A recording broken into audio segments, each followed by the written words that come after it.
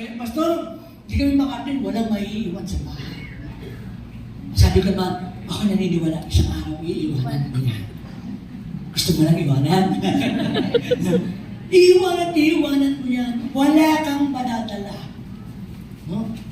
At pansinin po natin, ano po yung conclusion po ni Solomon? Sabi po dito sa chapter 12, Ecclesiastes chapter 12 verse 13. Ang sabi niya rito, sa kabila ng lahat ng ito, isa lamang ang aking masasabi, matakot ka sa Diyos.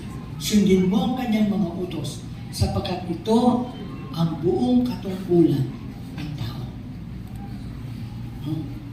Isipin po natin, si Solomon po ito. No?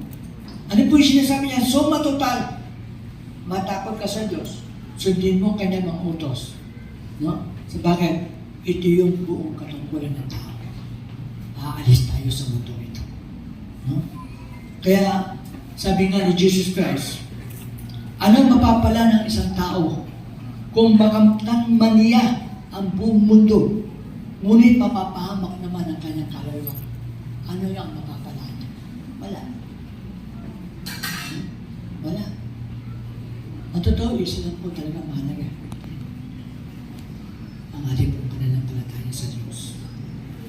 Ito po yung ating daming yaman. Amen? Amen. Dati palakpakan na.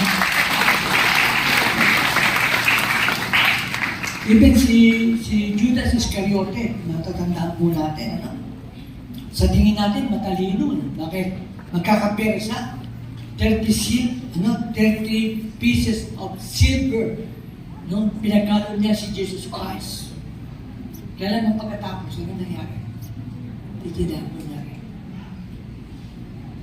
Kawawa. No? Ngayon sabi ko po, no? Ang gusto bang taglin natin, saan po galing? No? Maganda rin po na tingnan natin. No? Saan po nang galing yung wisdom po natin taglin?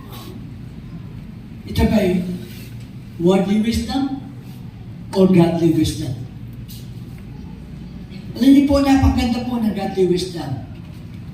Sabi po sa James 3:17,